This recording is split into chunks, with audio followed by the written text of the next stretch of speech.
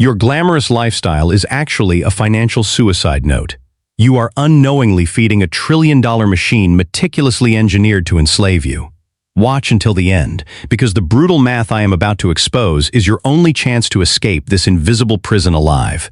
Close-up shot, dead silence, staring directly into the lens. I spent 2 agonizing hours scrolling through TikTok this morning, and if I am being completely honest with you, a cold, terrifying shiver is still running down my spine. It was not the mindless dancing or the harmless internet challenges that left me paralyzed. This dread came from a deeply toxic, insidious new virus spreading through our generation like wildfire. They are calling it the romanticization of bankruptcy. I watched countless young men and women, draped in sparkling designer clothes, recording short aesthetic clips with radiant smiles and a caption that makes my blood run cold. When my credit card is completely maxed out, but I decided to go get afternoon tea at a 5-star hotel anyway, because I will never be able to afford a house in this economy. You call it healing. You call it living in the present moment. But as someone who has walked this road, an older brother who has watched the jagged jaws of financial traps crush the lives of so many good people, I call it exactly what it is: financial suicide. We are witnessing the absolute normalization of a garbage ideology, a delusional commitment to living light years beyond your means. Today, we are going to strip away the glittery mask of modern debt culture and stare directly into the ugly, terrifying truth. If this harsh reality resonates with you, or if you simply want to arm yourself against a system designed to keep you broke, I need you to hit that subscribe button right now. Your support is the raw fuel that gives this channel the motivation to keep uncovering these uncomfortable, life-saving truths in future videos. Credit Card Payoff Plan US welcomes you to the awakening.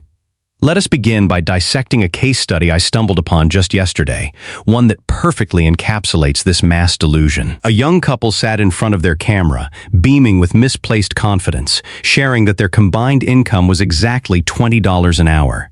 Yet, with a straight face, they announced their ultimate goal: purchasing a $900,000 home within the next 2 years. Their entire strategy relied on the assertion that the law of attraction would somehow manifest this mansion into their lives, simply because they believed it fiercely enough. Listen to me very carefully. The law of attraction is a beautiful psychological tool for maintaining an optimistic spirit, but the universe does not underwrite mortgage loans, and the law of attraction will never pay your monthly interest to the bank. It is time we stop hallucinating and return to the brutal, unforgiving realm of basic math. Let us play with the spreadsheet they so conveniently ignored. 2 people making a combined $20 an hour. Assuming they work a grueling 40 hours a week, 52 weeks a year without a single day off, their gross annual income sits at $41,600. Remember, that is before the government takes its slice. After federal taxes, state taxes, and Social Security are stripped away, the actual take-home pay, the money that keeps the lights on, is floating somewhere between $33,000 to $35,000 a year. That leaves them with less than $3,000 a month to survive. Now, shift your gaze to that majestic $900,000 dream home. Let us pretend, by some divine miracle, they managed to scrape together a 20% down payment, an impossible $180,000 on their salary. But let us humor the delusion. They would still need to borrow $720,000. In our current economic climate, with interest rates hovering around a merciless 7%, the principal and interest alone would incinerate nearly $4,800 every single month. I have not even factored in property taxes, homeowners insurance, inevitable maintenance, or HOA fees. The true cost of breathing inside that house would never drop below $6,000 a month. You have less than $3,000 in your pocket. Your house demands $6,000 to keep you off the street. You do not need to be a Wall Street financial prodigy to solve this equation. You only need a functioning brain to recognize the absolute, terrifying absurdity of it. Yet, when a rational soul pointed out this mathematical suicide in the comments section, they were immediately crucified. The digital mob descended with pitchforks, screaming that the commenter was shaming the poor, that they were viciously crushing innocent dreams. No, my friends, I am not shaming poverty. I am aggressively shaming financial illiteracy. In the cold, calculating world of finance, there is a fundamental law known as the debt-to-income ratio, or DTI. Lenders do not care about your vision boards. They do not care about your dreams. They only care about your DTI. A healthy financial life dictates that your DTI should never exceed 36%, and your housing costs must never swallow more than 28% of your gross income. When you arrogantly ignore your DTI in the name of manifesting, you are meticulously laying the bricks of your own prison. The illusion of owning real estate that severely exceeds your grasp does not elevate your status. It merely transforms you into a lifelong, exhausted slave to the banking system, grinding your bones to dust day and night just to pay interest on bricks you will never truly own. That grim reality of grinding your life away for an illusion of ownership extends far beyond the housing market. It has entirely poisoned the way we consume every single aspect of our daily lives. We are living in an era defined by the desperate need to perform a life of luxury for an audience of strangers who genuinely do not care about us. Walk into any trendy brunch spot in a major city, and you will see a sea of designer handbags, $1,000 smartphones, and luxury watches, all paraded by people who are secretly suffocating under the weight of their own monthly statements. There is a deep, psychological rot at the core of this behavior. A relentless insecurity that tells us we are fundamentally inadequate unless we are draped in the cultural markers of wealth. We have been brainwashed to believe that frugality is a sign of failure, while conspicuous consumption is the ultimate proof of success. But I want you to look closer at that meticulously curated lifestyle. It is entirely rented. It is a fragile house of cards held together by introductory APR offers and buy now, pay later schemes. I remember sitting with a friend a few years ago. A brilliant, creative guy who was making a very modest salary but driving a leased European sports car that cost him nearly a third of his take-home pay. When I finally asked him why he was doing this to himself, his answer broke my heart. He looked at the floor and whispered, "Because when I am at the red light, for just 30 seconds, the person in the car next to me thinks I have made it." That is the tragedy of modern debt. We are literally mortgaging our futures, sacrificing our peace of mind, and trading our freedom for a 30-second hit of superficial validation. We are using money we have not even earned yet to buy things we do not actually need, just to project an image of prosperity that does not exist. The emotional toll this takes is staggering. You cannot sleep soundly when you know that a single missed paycheck, one unexpected medical bill, or a sudden layoff will cause your entire fake empire to crumble into dust. The anxiety hums in the background of your life like a faulty refrigerator, draining your energy, ruining your relationships, and severely compromising your physical health. You are walking around in a self-imposed straitjacket, smiling for the camera while internally screaming for a way out. And yet, the culture tells you to keep swiping, to treat yourself, because you deserve it. But let me ask you this. Do you really believe you deserve a lifetime of crushing anxiety just to own a piece of leather with a fancy logo? The truth is, the moment you purchase that status symbol on credit, you do not own it. It owns you. When the momentary dopamine rush of that purchased status symbol inevitably evaporates, you are left alone in the cold, silent dark with the true architect of your misery, the plastic card sitting in your wallet. It is genuinely horrifying how sanitized our language around debt has become. We casually talk about carrying a balance or building credit, framing these actions as responsible, mature adult behaviors. But let us strip away the polite banking jargon and look at the brutal mechanics of what a credit card actually is. It is not an extension of your income. It is a highly aggressive, incredibly expensive short-term loan, armed with an interest rate so predatory that in any other century, the people offering it would have been thrown in a local jail for usury. I want to talk about the compound interest guillotine, because this is where the financial slaughter truly happens. Let us say you max out a credit card with $10,000 of debt. You are young, you are living for the aesthetic, and you tell yourself you will pay it off when you get that big promotion. So, you just pay the minimum, usually around 2 or 3% of the balance, maybe $200 a month. It feels manageable, right? It feels like you are staying afloat. But with an average annual percentage rate sitting at 24%, nearly all of that minimum payment is instantly swallowed by the interest. It is a tax on your ignorance. If you only make the minimum payment, It will take you close to 30 years to clear that $10,000. And in the process, you will have paid the bank over $20,000 just in interest. You paid $30,000 for $10,000 worth of clothes, dinners, and vacations that you cannot even remember. You literally robbed your future self, the older, tired version of you who just wants to rest, to fund a fleeting weekend of fun for the current you. I have looked into the eyes of people who woke up in their mid-40s, realizing they are still paying off a vacation they took to Miami when they were 23. The despair is palpable. The interest does not sleep. It does not take weekends off. It does not care if you get sick, if you lose your job, or if your heart is broken. It is a relentless, unfeeling mathematical engine designed to systematically siphon the wealth of your labor directly into the pockets of shareholders. Every time you swipe that card without having the cash in your checking account to pay it off completely by 5 p.m. that same day, you are willingly placing your neck squarely under that blade. The most terrifying realization about this unending cycle of compound interest is understanding that absolutely none of this is an accident.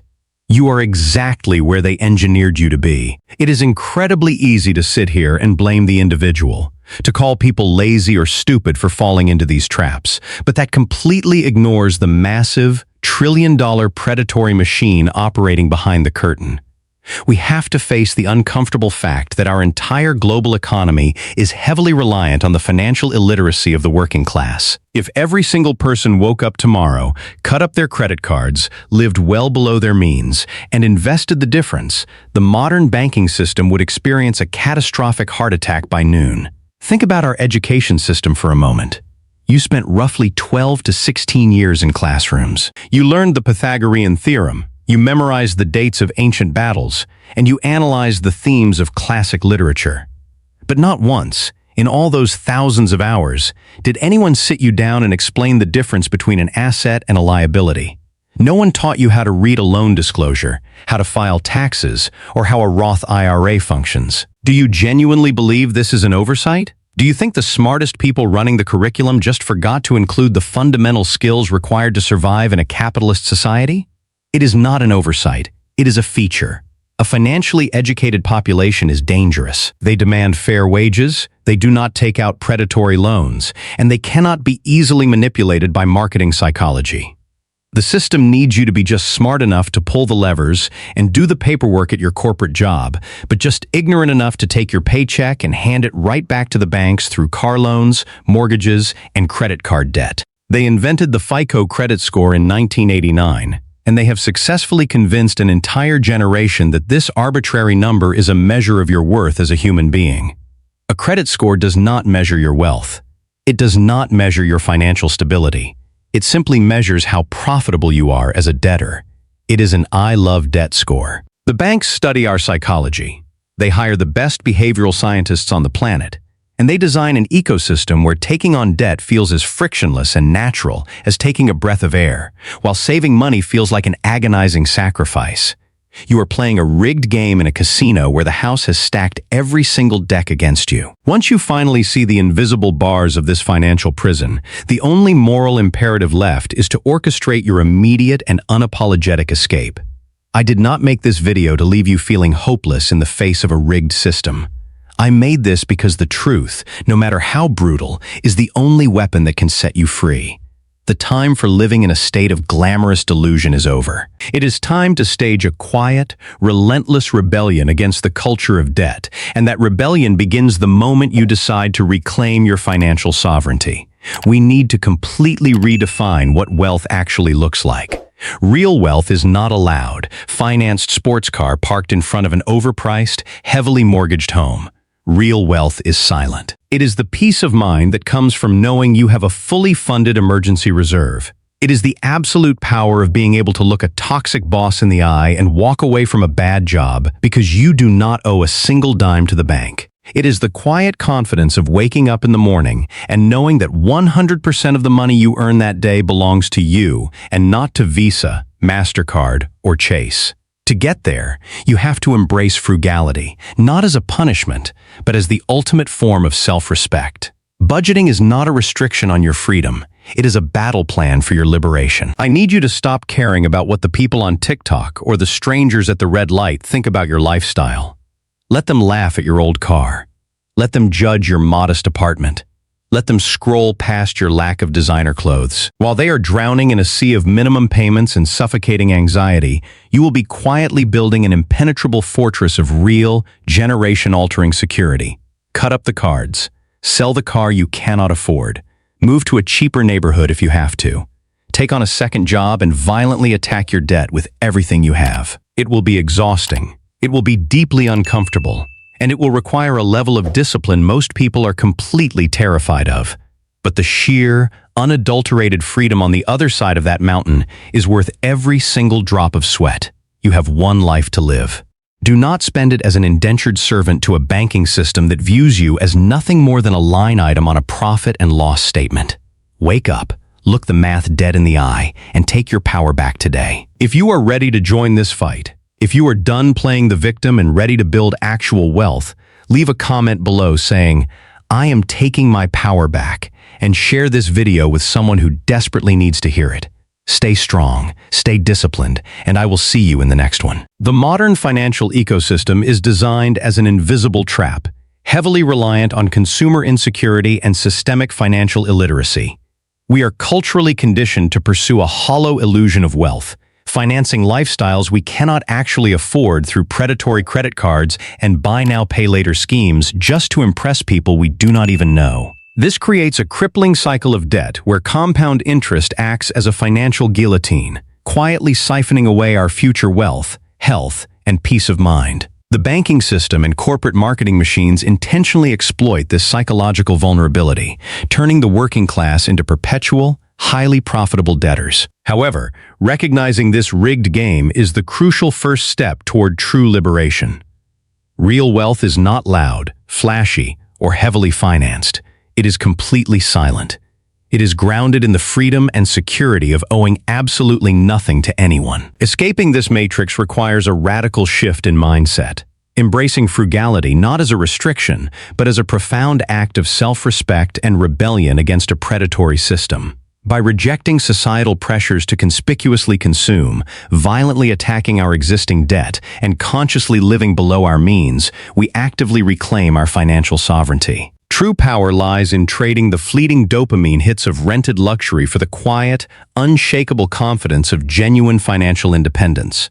True wealth is not defined by the visible accumulation of material possessions, but by the invisible accumulation of freedom, peace of mind, and financial sovereignty. Every dollar borrowed to project a false image of success is a direct theft from your future self's peace and autonomy. The moment you purchase a status symbol on credit, you do not own it. The debt owns you. Stop the bleeding. Immediately stop using credit cards for purchases you cannot pay off in cash by the end of the day. Remove saved credit card information from your phone and browser, and cut up the physical cards if necessary. Redefine your worth. Consciously detach your self-esteem from cultural markers of wealth. Accept that genuine success is having zero debt and a funded savings account, not a designer bag or a leased car. Audit your reality. Face the brutal math. Sit down today.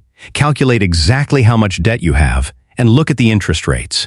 Create a strict, zero-based budget and treat it as a definitive battle plan for your freedom. Liquidate the illusion. Sell the items you financed but do not truly need. Whether it is a luxury vehicle, expensive electronics, or unworn designer clothes. And use that cash to aggressively attack your high-interest debt. Build the fortress. Channel the money you used to spend on impressing strangers into a fully funded emergency reserve. This ensures that when life happens, you are never forced back into the arms of predatory lenders. What is one everyday expense or luxury item you decided to cut out of your life to save money, and how did it change your financial situation? Please share your thoughts and experiences in the comments section below so we can all learn and draw inspiration from each other's perspectives. If you found value in this message, please subscribe to the channel.